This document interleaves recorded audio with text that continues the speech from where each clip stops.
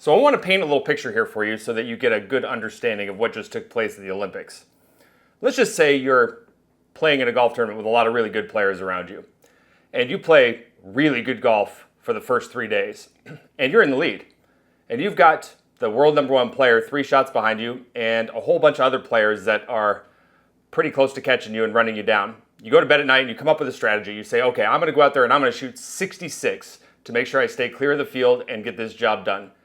And unfortunately, 66 on Sunday was just not enough. Scottie Scheffler shot 62 on day 4 of the Olympics to win the gold medal, and he is out of his mind right now playing the game of golf. And today what we're going to be doing is we're going to be stepping inside the lab because I want to talk to you about the importance of 4 attributes that you have to have in your golf swing if you want to drive the golf ball better, because I know a lot of you at home struggle with getting the golf ball in the fairway off the tee, and I know a lot of you at home leave your driver in the bag because you're fearful of hitting that big old banana slice or that big old snap hook. Playing professionals are really good about having a swing plane and path that's far superior than a lot of amateur golfers, but they also have a good club face management system. If you do the 4 things right that I'm going to mention here, then you're going to establish a much better swing plane. You're going to establish a better way to be able to produce speed in your golf swing, and you're going to be a fairway finding machine yourself, but you have to work through a protocol that's going to be very buttoned up, that's designed for you. And so later on in the week, I'm going to be releasing a video that's kind of like a lighter version or a more condensed version of our new driver series that we're getting ready to release. The new driver series is all done. We just have some fine tuning to do on the edits, but I was able to get an 18-minute video put together where we're going to basically touch base on these 4 things in more of a mild sort of fashion, just to kind of get the ball running for a lot of you at home, because I know a lot of you at home want that. You want that pathway to success, and you want to be able to kind of practice things on your own. You need to be able to see and feel the things that we're about to teach you. So let's head inside the lab and let's talk about these 4 main attributes that you're going to see with all good drivers of the golf ball so that you can get ready to start taking on the video with us later in the week. Hey, you know what? Do me a big favor. If you are brand new to the channel, head down below and hit that subscribe button for me. And if you have any questions or comments, please feel free to post it up. And if you like today's video, go ahead and hit the thumbs up button for us. Now, let's get to work. The first thing that you're going to find that all good drivers of the golf ball have built into their swing shape is they have the ability to make minor setup adjustments that help them ultimately hit the shot that they're looking to hit. Now, when it comes down to it, as a golf instructor, I'm always trying to help you manage your swing plane and your path. I'm trying to do that through creating good body movements though. I don't really talk about swing plane and path that much to students, but I'm going to show you how to analyze your swing plane and path as we go further into the video. But I also want to talk to you about what really takes place with a driver's swing that helps you get the golf ball in the fairway and helps you hit it as long as you possibly can. And one of the things that you have to be able to do when it comes to swinging the driver is you've got to be able to find the angle of attack that's going to be perfect for you. We have plenty of people on the PGA and the LPGA Tour and the LIV Tour that still hit down with their driver. But we also have a substantial amount of people that hit up on it. What is the benefit to hitting up on it with your driver? Well, modern day drivers are set up to help you hit the golf ball a long ways. And to do that, you got to launch the golf ball really high and reduce the spin on the golf ball. But that doesn't necessarily mean that your shot dispersion is going to be good. In fact, you start to get too little spin on the golf ball and your dispersion can actually widen up quite a bit. Now, with Scottie, I actually found a video of him with talking about his fairway finder. And he talks about teeing the golf ball really low to the ground, almost like a driver off the deck scenario. And that's a really good thing for a lot of people to understand, is that he has that in his game because he knows that if he's got a hole where he's got really tight fairway or really tight sort of conditions, and he needs to hit it down there a long ways, but also keep it in the middle of the fairway, then he's going to go and sacrifice a little bit of the distance aspect. By teeing the golf ball lower, what does that do? Well, that forces him to go down and get it. That forces the angle of attack to be a little bit steeper, which increases the spin rate on the golf ball, which obviously can help you be more consistent. But there's a sacrifice to that. It's that speed aspect. It's not going to help you hit the golf ball that far. So I want you to understand that versatility, load, and separation is the first thing that you're always going to find with every single good driver of the golf ball. Now, when you hear me talk about load and separation, what you're going to find here on the right-hand side of the screen is you're going to see that when Scottie gets his golf swing started, he is going to make a little shift into his trail side, and his hips become very stable as he finishes off the top of the backswing. Now, if we look at the top of the backswing, when we're getting ready to change directions, where do we see here? Well, we see that the hips have rotated. Hard to tell how much, but we'll be able to check here in just a minute from a down the line perspective.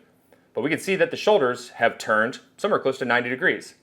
Now, when we look at things from a down the line perspective, we can see that the hips here have rotated right around 45 degrees. So we have a good separation between how much the hips have rotated and how much the shoulders have rotated. This is something you will find in all good drivers of the golf ball. You will find a good load process and you will find good separation. But it starts from a good setup position. Widening the base ever so slightly is going to help you get more stability, but it's also going to help you promote more of what we call secondary spine tilt. Now, if I were to take this back to an address position on the right-hand side of the screen, I want you to look at this line that I'm drawing down Scotty's spine very closely. This is your primary tilt. Now, this tilt will increase a significant amount at the point of contact. What is that tilt doing for us? Well, the tilt is helping us create more of an ascending blow rather than a descending blow. It's shallowing the swing plane, and it's allowing us to be able to get the golf ball launching way up in the air. But a lot of people make the fatal mistake in transition of trying to create this tilt way too early. Why? Well, because it feels like the right thing to do. It feels like by leaning back on our right side that everything's going to get really shallow and it's going to help us hit up on the golf ball. But that's the last thing in the world you want to do in the transitional phase of the downswing. So the second thing that you're going to find with all really good drivers of the golf ball is they have a very buttoned up weight shift built into their swing shape. And Scotty's got a big one here that you're about to see, where he's going to shift his entire body over to his lead side. And if you notice here, a good way to kind of measure how your transition is draw a line on the outside portion of the lead side of your body. And is this line vertical to the ground? Or do you have your upper part of your body leaned back away from the target more where there's a gap here? That's something that I see way too often, is people try to create that tilt too early. And it's not allowing you to shift your weight. And it's starting to force your low point to start moving around way too early. And so as you start to think about what the third and fourth piece are with me, I want you to remember that you have to be able to create load and separation, and you have to be able to transfer your weight into your lead side. Now, the third component is that you're always going to find that they will move their body from their legs and their hips. Their shoulders are getting moved around into the hitting area by what the legs and the hips are doing. And the arms are attached to the shoulders, and so the shoulders are getting pulled around. And as you look at the point of contact, you can see that the lower body starts to slow down as we start to release the club. That's the third component, is that they always have the ability to be able to pull the hands and arms down in front of the body by their hips shifting and rotating. And the fourth and final component that you're going to find with all really good swingers of the golf club when they have the big stick in their hands is that they have the body holding very quiet and staying back and behind the golf ball as the wrists and the forearms release and extend.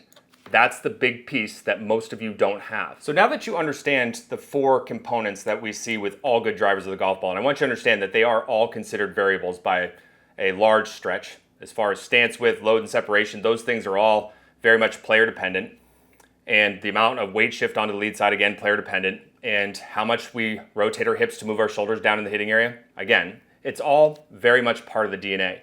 But before we go any further, before I start releasing the lighter version of the new driver series, I want you to start understanding a good way for you to be able to measure your swing plane and path if you don't have a device like TrackMan or FlightScope or GC. If you don't have one of those, then you can simply use an app like V1 or OnForm and get a video camera and set it up down the line. And what you want to do is you want to be able to draw a line up from the hosel of the golf club through the base of the elbow. Now, in the modern day golf swing, we don't work off of just one plane. I get this question a lot, where do we work off of a one plane or two plane golf swing? We have a lot of vertical natured movement that we create through our hands and our arms. And so we usually would call it more of like a two plane golf swing. But what I want you to think about is this plane line is kind of a barometer as to how you're swinging the club. On the way down, what we're looking for is the club head should be tracing down this plane line. If it's underneath it, then there's a pretty good chance that you're going to be swinging in to out. If it's on top of it, then there's a pretty good chance that you're going to be swinging out to in, which is one of the more common mistakes that we see with a lot of players. So if you look at this from a down the line perspective, what we're going to notice is the camera moves just a fraction here. Scotty gets the club working up the plane line here, toe of the club on the plane line. He's going to start flexing his trail arm and moving it into the vertical plane. And usually what we look for up here is we look for the club shaft to be parallel to this plane line. He gets it up a little bit more into the depth dimension of the swing, so it looks off plane, but by no stretch of the imagination is this a bad position. This is a good spot. In transition, what you're going to notice is that now, as he starts to shift his weight to his lead side, notice how the club head starts to work back in the direction of the plane line. But as he starts to create that secondary tilt that I just showed you from a face-on perspective, notice how the club drops underneath it. So he's actually swinging from the inside. But he's going to correct it down through the bottom because he uses a very different style of release that's very matched up to the way that he likes to swing the golf club. He generally uses a little bit of body turn down through there and then kind of pushes the right arm across his body. But you can notice that his right shoulder works really underneath his body here and his shoulder plane starts to steepen. I want you to start getting the ability to be able to analyze your own golf swings because you need to know where your swing plane and your path is. But remember, the 4 things that you're going to learn in the new driver video is going to help you achieve better swing plane. It's going to help you achieve better low point. It's going to set you up to be able to start releasing the club. And it's also going to help you create a movement where you can start to hit small draws or small fades once you get really proficient with it. That's the beauty of what we're going to be releasing on Friday.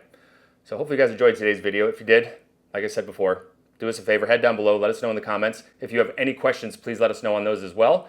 We'll see you guys in the next video.